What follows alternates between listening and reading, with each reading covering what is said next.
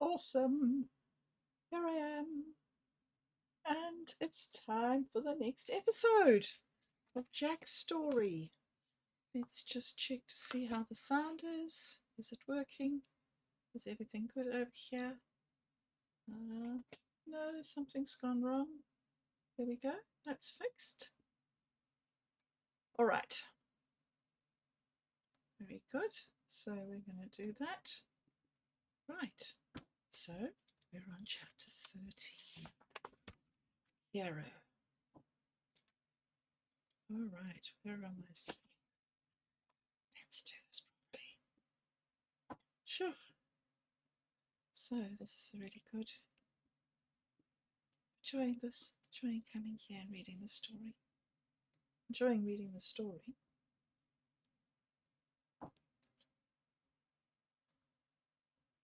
And enjoying coming here and reading the story as well. All right. So chapter 13. Hero. Jack was leading a double life. During the evening and night he cared for his mother. The lawyer, Gideon van Jaarsveld, often dropped in after work, ostensibly to discuss legal matters related to James Summerfield's will, but Jack was resentful of the amount of wine he was able to consume at each visit. It meant his mother drank glass for glass with him, and Jack had a hard time on these nights listening to her maudlin version of how badly life was treating her, getting her to eat, and finally helping her to her bedroom as she staggered down the passage. Her latest diatribe was against Hero. "I never wanted him, you know, darling," she said to Jack. "Your father knew that, yet he kept that stupid dog just to annoy me." Jack was forced to protest. He seldom contradicted his mother, but at this moment he was open-mouthed with amazement. "But, mother," he said, "Dad adored Hero." "Yes," she agreed, "he'd go off walking with him any time of the day or night and leave me alone. Sometimes I thought that he loved that dog more than me." "Mother, you can't be serious. Dad adored you even more. He used to bring you flowers and chocolates and even jewelry all the time." "Only after he'd been running with that stupid dog and he knew he'd upset me." Jack was silent. It was true that his father used to go out with Hero, his faithful hound at his feet, for rambles up the highways and byways of Barberton. Some of Jack's happiest memories were of accompanying his father and the two of them chatting together in a relaxed and friendly way, often inconsequentially, with Hero running along beside them. Suddenly, unbidden, came the memory of raised voices from his parents, and then a slammed door, and a whistle for Hero, and his father would be gone for hours, leaving his mother screaming and crying, and Jack in his room trembling, not knowing what to do. "And now I have to spend my time feeding him when I don't know when the next meal is coming from," said Rose, tears running down her cheeks as she waved the wine glass in the air, then took a sip. Jack opened his mouth to protest. "But I feed Hero every day," he wanted to say. "I check to make sure he has enough water to drink, and I take him for a run. I brush him and I wash him, and I even brush his teeth." He might have added, "I love Hero almost as much as Dad did, and I love him especially now because he reminds me of Dad. When I feel as if my heart is breaking, I go and sit with him, and I cry, and Hero comforts me." But he couldn't say those things to his poor mother, whose grief was seemingly so much greater than his own. However, her next words sent icy shivers down his backbone. "I'm going to call the animal control people tomorrow to come and take him away." "No, mother, please don't do that," said Jack, quick tears springing to his eyes. "I couldn't lose Hero as well just now." Jack, if you're not careful, you'll become as selfish as your father. You have heard me give my reasons to get rid of him. He sheds hair all over the furniture and he slobbers on the floor. No, my mind is made up. Hero must go. No arguments Jack offered could change her mind. Jack knew his grandparents wouldn't be able to take care of Hero as they travelled to the Seychelles so frequently, and Auntie Elaine was at school all day. Where could he turn? Well, at least give me 24 hours. Jack put his arm around his mother's shoulders and tried to keep the begging note out of his voice. I bet I can get one of my friends at school to take him. 24 hours only, she said. Jack, darling, pour me another glass of wine. When he got up in the morning, she was asleep. He had a shower, gulped down a bowl of cereal, and made himself lunch. Hero looked up at him, and his ear gave a twitch in anticipation. Where's my breakfast? He seemed to say. Jack patted Hero on the head and pulled his ears gently. Hero rubbed his head against Jack. Jack sat down on his haunches and put his arms around Hero's neck, kissing him on the nose, loving him. He petted him and gave him his breakfast. He stepped outside the house and breathed deeply. He did a few push-ups and shook himself. Many a time he had watched his father do the same thing. He remembered his father's explanation when he challenged him as to what that was all about. Change over from home dad to work dad, he said. When Jack looked at him blankly, his father laughed. You'll get it one day, my boy, he said. Jack remembered his words with a wry grimace. He forced a smile on his face. Metamorphosis complete. From home Jack to school Jack. He got his bike out of the garage and set off. During break that day, Jack called an emergency meeting of his friends. He explained the problem to them. So I desperately need one of you to take Hero, he said. Sorry, can't help, Dad said. My mother's breeding spaniels. I can't have any other dogs. Sue said, my stupid sister's allergic. We had to get rid of all our pets.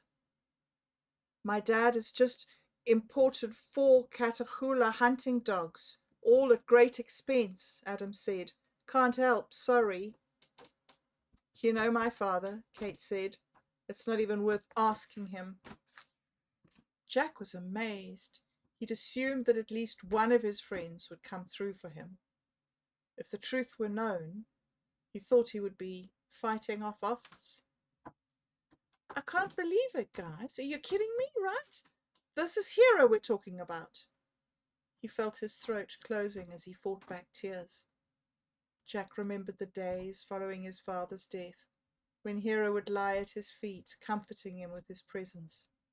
They would sit together in the kitchen, their hearts knit together in a fierce bond, as if both knew how much the other had been loved by James. A surge of anger towards his mother welled up in Jack's chest. I can't believe this is happening. He rubbed his tears away with the back of his hand, breathed a deep breath, blinked hard, and said, there must be someone who would take Hero.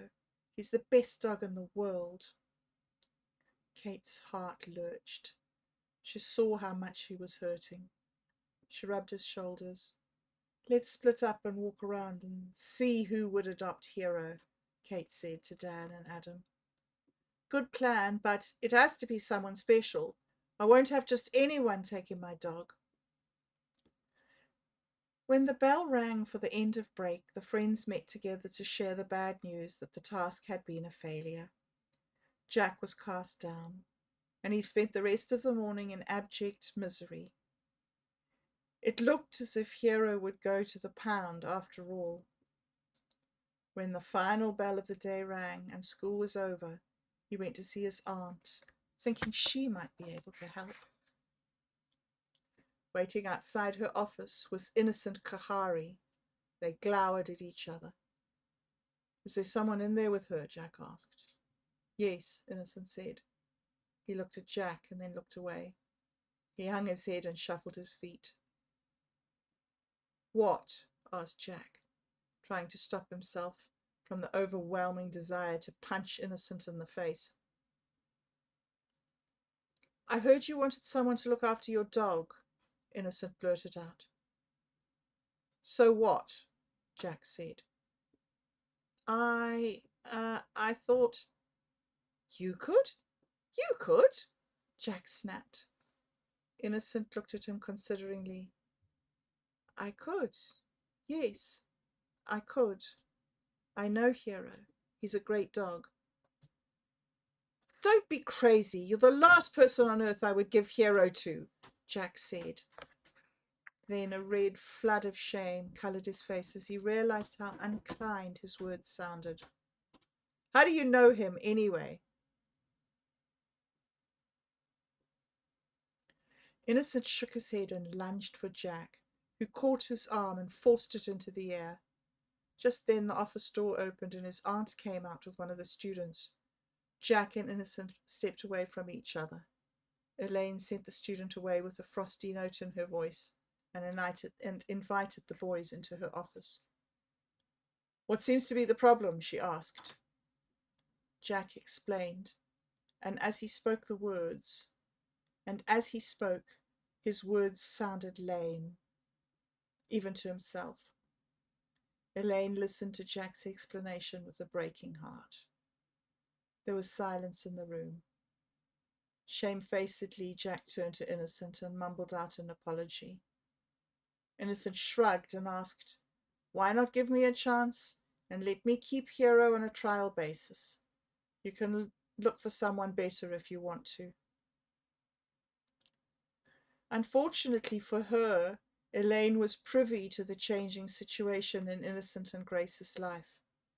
With James gone, they were both without any protection. He had employed Grace and kept an eye on them both, never encouraging them to be self-sufficient.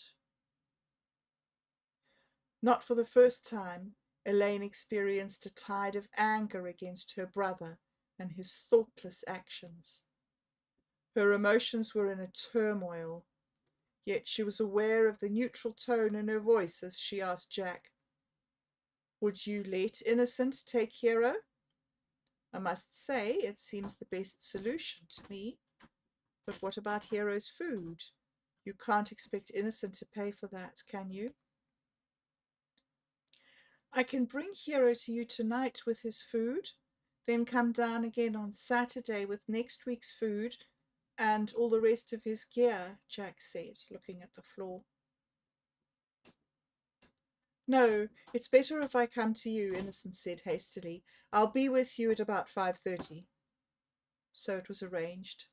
Every Saturday, Jack would hide the week's food behind the bush outside his house, and when next he checked, it would be gone. Losing his dog after losing his dad obviously didn't compare, yet Jack found himself utterly bereft. A bad time was each evening when he looked for Hero to go for a run. He did his best to fill every waking hour with activity.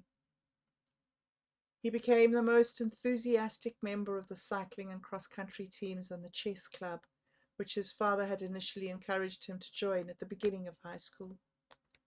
All the time, he felt as if he was hidden behind an invisible wall and that no one could reach him.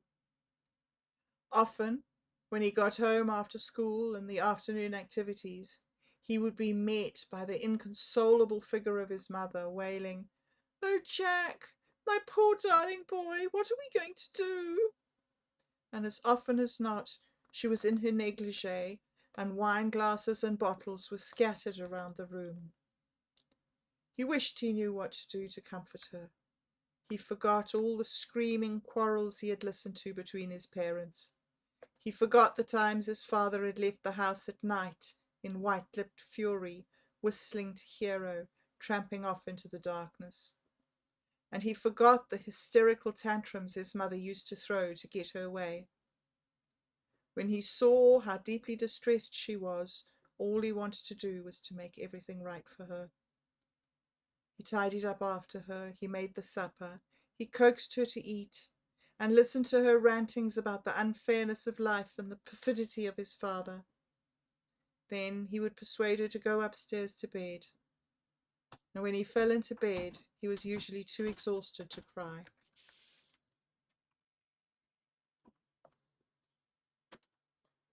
Chapter 14. Challenges from Shakespeare. Jack was cycling home quite late one night, and, as he passed the school, he saw the light on in his aunt's classroom. He sped on past, thinking she must have forgotten to switch it off. The further he rode, the more he convinced himself that something was not right. In the end, he turned back to investigate. The main gates were locked, so he had to go round to the pedestrian gate on the east side of the school. The school was built in an L shape with wide corridors. The light was coming from the first-story English classroom. He climbed up the stairs, turned right, and opened the door. Elaine leapt from her chair at the desk with a cry of alarm. "Oh, Jack, it's you! What a fright you gave me! What on earth are you doing here, at this time of night, too?" "That's rich," Jack replied. "I could ask you the very same thing." He looked at his aunt's downcast face. "Auntie Elle, what's the matter? What's making you hide away in your classroom at this late hour, looking so miserable?" "Oh, Jack, I'm such a bad teacher. These essays on Macbeth are just awful. There's no understanding, no insight, and frankly, no interest. I don't know what to do. I've been sitting here and crying and berating myself, and I'm at my wits' end. I'm taking the government's money under false pretenses." Then, to their horror, they heard heavy footsteps coming down the corridor. They were wide-eyed with fear when, to their amazement, Mynheer de Villiers stepped into the classroom. Elaine burst into tears. Mynheer de Villiers' eyebrows drew together in annoyance and frustration. Then Jack saw him move towards her, his hand reaching out protectively, somewhat at odds with his first reaction. "What's going on here, and why are you so late in your classroom?" he barked. This caused Elaine to sob louder. Jack stepped forward and positioned him between his aunt and the irate headmaster. "It's Shakespeare, sir," he explained. "I think he's going to be the death of Miss Summerfield." Jack's face was a mixture of laughter and seriousness. "And the students," he added. Mynheer de Villiers reacted to Jack's unspoken entreaty to lighten up. "Well, I have some good news on the subject of Shakespeare," Mynheer de Villiers said, addressing Elaine. "I was going to tell you tomorrow. I approached the library, as you asked me to, and they've agreed to show 5 films of popular Shakespeare plays so that students can get the feel of how Shakespeare was meant to be experienced as a play, not as a text to be read." Elaine looked up at him with delight in her eyes. "That is wonderful news," she said. "Thank you. When do we start?" "Next week," he told her. "It's the last week of term. Not ideal, but there you have it. They've finished the syllabus for this term, and having them out of the classroom will give the teachers a chance to complete their admin. The films are scheduled each day from 11. We're going to let the seniors out early and transport them to the cinema on the school bus. That way we'll cut down on truancy. And best of all, it's going to be free for the students, as we will be paying out of school funds. I'll send out the circular tomorrow." Jack's heart sank. 5 days of Shakespeare! He wasn't sure he would survive. What had his aunt been thinking? It was a good idea in theory, as many of his friends were struggling with the Bard, but come on, have a heart. Elaine gazed at the headmaster at a loss for words, overwhelming gratitude coursing through her. It immediately dissipated when he said in a stern voice, "And now let's stop this ridiculous behavior and get you home. The gates are locked, so come down with me to my house and I will drive you." Jack saw his aunt draw herself up haughtily and braced himself, but before she could phrase a crushing reply, Mynheer de Villiers had turned to him and asked, "Summerfield, do you need any help?" "No, thanks. Jack replied hastily. I've got my bike here and I can get out the pedestrian gate. It doesn't seem to be locked. Jack made his escape. And that was how the senior classes of Barberton Hoer School came to endure 5 relentless days of Shakespeare. It started with Zeffirelli's Romeo and Juliet, and what was there to complain about in the story of doomed teenage love? Then came Julius Caesar, short and violent, a powerful story of ambition, easy to follow and identify with. Day 3, Much Ado About Nothing, was a winner as Emma Thompson and Kenneth Branagh trod the boards. The turning point came when Denzel Washington, as Don Pedro, Prince of Aragon, riding a magnificent horse, crested the hill and galloped ahead, followed by his entourage. A sigh of disbelief went up from the enraptured audience in the unlikely little town of Barberton, and, like the cracking of a nutshell, that negative and debilitating atmosphere that had pervaded the classroom disappeared. It was unbelievable, like magic, and Denzel Washington, who was part of the Shakespearean scene, carried the students into another realm. If Denzel could do it, so could they. Denzel was the inspiration that turned their whole learning experience around. That experience made the jealousy and betrayal of Thursday's Othello bearable, and the students celebrated Lawrence Fishburne's portrayal of the unhappy hero. Friday was Macbeth. It suddenly made sense to the students. When the film was over, the students surged out of the auditorium, chattering enthusiastically. Elaine was bursting with pride and joy. Jack fell into step beside her, Kate at his side. Dan had his latest conquest next to him, the gorgeous Candy Tomlinson of the long blonde locks, flirty eyes, and swollen, pouting lips.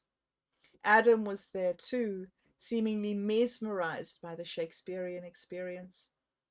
So, what did you think? Their teacher beamed, pride in her voice. Zachary was standing nearby, talking animatedly to Innocent. He turned when he heard her speak. I thought Macbeth was such a hero at first, he said, but he let ambition destroy him. Yes, Macbeth was weak in the end, said Innocent. He deserved to be killed. Good sword fight with Macduff, though, said Dan, waving his arms in the air as if wielding a sword. Timothy walked up, unashamedly cheerful and scruffy. A week in hell, hey? He said, his voice bubbling with laughter. I hope I never see another Shakespeare play in my life. That was so awful. You said it, bro, agreed Jack. He put his arm around Kate's shoulders. Nothing would make anyone admit to enjoying the week's cultural offering. As they walked away and the group dispersed, Kate's sweet voice could be heard protesting. Come on, Summerfield. It wasn't that bad. The groans that greeted her words reverberated around the now empty foyer. Elaine looked up, a rueful expression in her eyes, and met a quizzical look from the headmaster. I came to see how it went, he said, his lip twisted in amusement. I think I have my answer. As they say, Elaine said, you can please some of the people some of the time, but you can't please all of the people all of the time. Especially with the students we know and love, he agreed, and they both laughed. Awesome. Here we go. Chapters 13 and 14. Tomorrow is chapter 15, Birthday. And I will be back then. Okay, thanks very much for joining me. See you then. Bye.